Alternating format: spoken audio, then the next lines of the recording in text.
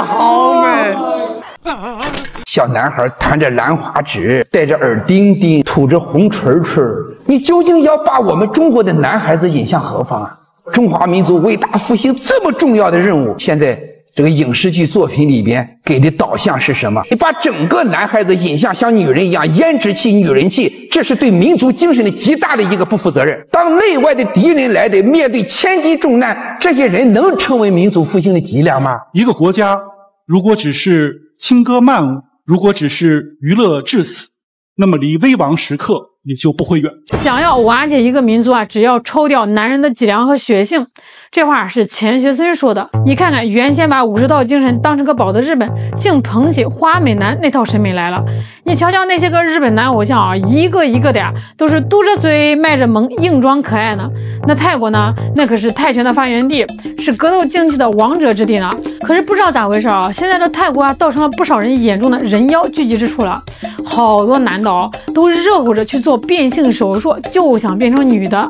你再看看韩国那些男明星哦，一个个胳膊腿细的跟麻杆似的，还在这个舞台上扭来扭去瞎晃悠呢，就把这个呀当成是他们国家了不起的文化象征了。你看啊，在以前啊，那种硬汉糙汉那样的偶像其实还不少呢，但是现在呢，越来越稀罕了，反倒是那种油头粉面的娘炮审美，就这么大摇大摆的把硬汉糙汉的地儿给占了。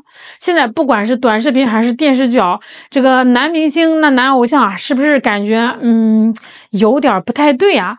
说话呢是细声细气的，脸上那个妆啊比姑娘还精致，走道啊跟没骨头似的，动不动就哎呀吓死宝宝了。刺激！很多人说，哎，这叫审美多元，现在时代不一样了呀，小鲜肉嘛挺好看的。也有人急了，说这叫娘炮文化。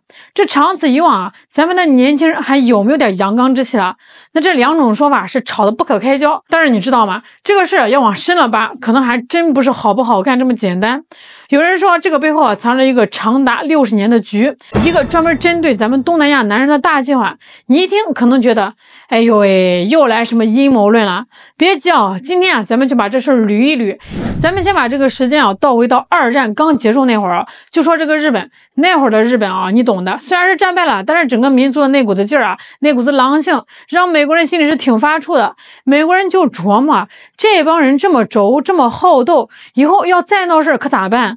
光用大炮坦克镇着可不是长久之计啊，得从这个根儿上想办法，得把他们这股子精气神给磨平了。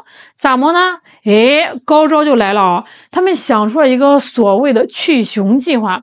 哎，其实说白了，就是要把日本男人的那种阳刚好斗的劲儿啊，给他换成温柔阴柔的风格，让他们从崇拜武士道变成追捧小鲜肉。这个计划得有人执行啊！这个时候啊，一个叫喜多川的美籍日裔就登场了。这个人不简单啊，他成立了一个后来在日本乃至全亚洲都呼风唤雨的公司。杰尼斯事务所，这事务所是干啥的？就是专门打造男偶像，而且是那种柔美型的男团。你想想，在那个年代啊，这绝对是新生事物啊。当别的国家男明星还是硬汉形象的时候，杰尼斯事务所已经开始量产那种长相清秀、眉清目秀、涂着腮红、跳着软绵绵舞蹈的少年了。嘿，你还别说，这一招是真管用啊！这些柔美男团一推出来，立马就在日本青少年给炸开了锅。孩子们一看，哇塞，原来男孩子还可以长成这样子啊，又帅又温柔，多好啊！于是乎，这些清秀少年就成了全日本年轻人的新偶像。这风气有多疯狂呢？最夸张的时候，一年有150万日本小伙子报名想进入杰尼斯事务所，挤破了头就想变成那种奶油小生。这文化就这么一代一代的往下传。几十年过去啊，你再看看现在的日本，这变化可大了去了。之前有调查说，日本20到30岁的男性里头啊，超过1/3的人每天都要修眉毛，将近1/5的人啊，出门必须打粉底。我跟你说啊，这比我认识的好多姑娘都精致。実は今 Z 世代の若者たちの間で男性のメイクがブームとなっています。家の出る前には絶対にするようにしますね。你再去日本街头逛逛啊，什么伪娘主题的餐厅、咖啡馆，专门卖男扮女装衣服的店越来越多了呀，甚至还有专门教男孩子怎么化妆、怎么穿得更卡哇伊的杂志，卖的那叫一个火。慢慢的，阳刚这个词啊，在某些圈子里啊，好像就快成为一个贬义词了。你说这个是邪乎不邪乎啊？一个民族的审美啊，就这么被潜移默化的给扭过来了。那这股风啊，它不会老老实实的待在一个地方。这不啊，很快他就刮到了韩国。韩国娱乐公司那帮人啊，一看日本这套模式，哎呦喂，能成啊！这简直是个印钞机啊！于是乎，他们几乎是原封不动的把杰尼斯的模式给搬了过来，而且还搞了个升级版，把它做成了更标准、更残酷的流水线。韩国总共也就5000多万人口，你猜猜有多少偶像练习生啊？说出来吓你一跳，100万，100万年轻人啊，天天在那儿训练，就为了能出道当偶像。你再看看他们生产出来的偶像啊，是不是感觉跟一个模子刻出来似的？同款的大双眼皮，同款的尖下巴，皮肤呢比剥了壳的鸡蛋还白，说话是细声细气的，一笑起来还得捂着嘴。那这种形象就成了韩国青少年模仿的标杆啊！韩国以前啊也是个尚武的民族，男的都得服兵役，讲究个血性。可是现在呢，年轻人更关心的是哪个偶像又换了新发色，哪个欧巴的眼线画得更好看了，而不是我们这个民族啊应该有什么样的力量。你说说啊，这还叫什么审美自由啊？这就好比啊一把温柔的刀子，是西方国家用娱乐这种最让人放松警惕的方式啊，一点一点的呀把东亚民族骨子里的那股血性和担当给割掉了。说到这儿啊，你可能会觉得那不都是日本、韩国的事吗？离咱们还远着呢。真远吗？你打开手机，打开电视看看哦。老师好，我们是糖果超甜，要做好被我的活力和元气击中的准备。这个世界有圣诞老人，有月下老人，还有我回国老人。今天我让你们知道，姜还是老的软。这股风啊，早都漂洋过海钻进咱们的屏幕里了。咱都不说太远啊，就说上世纪80年代啊，咱们中国的男明星，你脑子里冒出来是谁啊？身为中南海保镖，最重要的是不惜一切代价保护当事人的生命安全。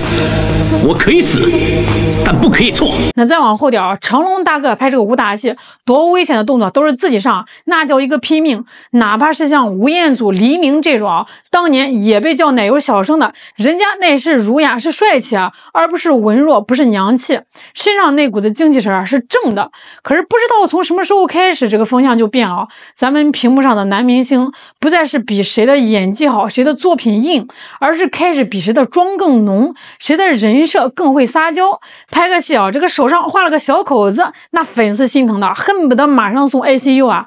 有些男团跳舞，你仔细瞅瞅，那胳膊头软的跟没长骨头似的。可就是这样的节目啊，当年是天天霸占微博的热搜，那些选手的数据高的吓人呀。你不好奇吗？为什么这种风格能这么火？这个事啊，其实说到底啊，还是一个钱字儿，背后的资本和平台，他们可不傻呀，他们发现了一个财富密码，那就是这种阴柔风格的男偶像，他男女通吃啊。那怎么个男女通吃法呢？女粉丝喜欢，这好理解啊，觉得又帅又萌又温柔的。但是有很多男粉丝也吃这一套啊，可能是一种崇拜或者是模仿的心态吧。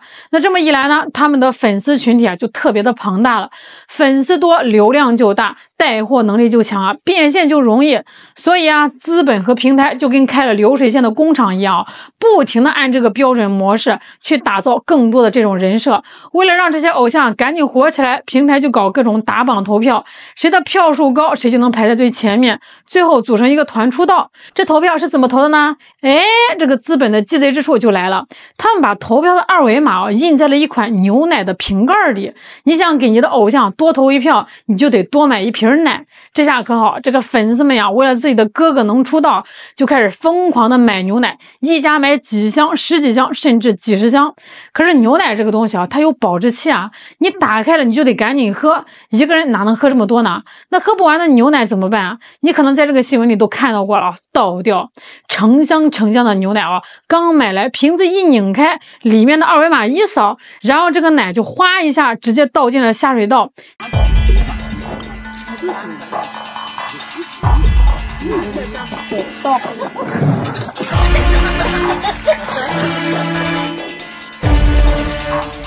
那谁在背后偷着乐呢？就是那群躲在屏幕背后设计这套游戏规则的资本家们，他们是赚得盆满钵满，笑开了花啊！这事儿后来闹得太大，连央视都下场痛批了。可是这股子歪风邪气啊，打掉了吗？好像没有。你再看看短视频平台上啊，那个靠一句吃个桃桃好凉凉火起来的男博主，那个娇柔造作的样子啊，短短几天就几10万个赞啊！吃个桃桃。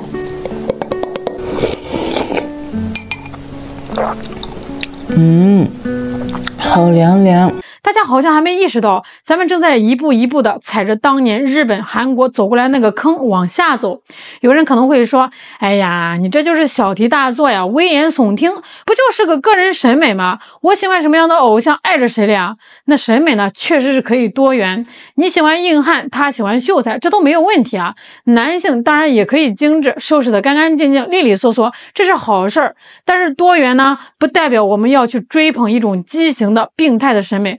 把这个柔弱当成卖点，把这个娘气当成潮流，这个性质就变了啊！咱们有句老话叫少年强则国强，那这句话反过来说也是有一样的道理，少年娘则国娘啊！一个民族的男人要是普遍没有了阳刚之气，没有了那种敢于担当、敢于冲锋陷阵的精神，真遇到什么大风大浪了，谁来扛啊？谁来保护我们的家园啊？所以啊，当咱们看到屏幕上那些人啊，把这个撒娇卖萌当成财富密码的时候，真得警惕了。如果你真想娘，也请学学那些为国争光的巾帼英雄们，像女排姑娘那样子，娘出拼搏，娘出担当，而不是对着这个镜头鼓着腮帮子，管这个粉丝啊叫妈咪。也希望那些疯狂追星的粉丝们能明白啊，作为一个成年人呢，在公众面前娇柔造作、搔首弄姿啊，这本身就是一件很不合时宜，甚至有点丢人的事儿。咱们能不能吃点好的，别再沉浸在这种畸形的脂粉气里了？好在啊，国家也已经看到这个问题的严重性了。前几年呢，中央网信办就开始搞清朗专项行动，其中一个重点就是整治饭圈乱象，什么明星排行榜啦、打头群组啦，该取消的取消，该关闭的关闭。国家广电总局也出手了，明确要求坚决杜绝娘炮等畸形审美，把那些传播不良偶像文化的综艺节目给停了。国家出手啊，就是要从源头上把这股歪风啊给它刹住。那咱们真正该追捧的偶像应该是什么样子啊？是那些驻扎在边疆的战士们，风吹日晒，满脸沧桑，但是他们眼神的坚定啊，能给你我最踏实的安全感。那黝黑的皮肤才是中国男人最帅的粉底。是那些在实验室里为了攻克技术难关熬得两眼通红的科研人员，他们不修边幅，可能几天不洗头，但是他们手里托举的是咱们国家科技的未来，这才是最该让咱们年轻人热血沸腾的事迹。是那些在奥运赛场上为国争光的体育健儿，是那些在危难时刻逆行而上的消防员，他们啊才是我们这个时代真正的明星。清代啊有个思想家叫龚自珍，他写过一篇文章叫《病梅馆记》。他说啊，当时那些文人墨客不喜欢梅花长得直挺挺的，就喜欢那种歪歪扭扭、病殃殃的梅花。于是呢，卖梅花的人啊就故意把这个梅花掰弯，用绳子捆上，造出一大堆病梅，结果还真就引得大家追捧。你听听啊，这像不像咱们今天聊的这个娘炮文化呀？它不就是一株被人为扭曲了的病梅吗？所谓的西方去雄计划啊，可能不再是什么传说，而是就藏在我们天天看的娱乐节目里，藏在那些偶像的精致包装里，成了一个真实的陷阱。他们要的就是让咱们的年轻人啊丢掉骨子里的血性，没了肩膀上的担当，最后呢，整个民族的精神垮掉了，不攻自破呀！守住我们民族的阳刚之气，守住我们年轻人的精气神，这不光是国家的事儿，更是我们每个人的责任。好了，今天就跟大家聊到这儿啦，你对此有什么看法呢？欢迎在评论区聊聊哦。我是小懒，我们下期再见。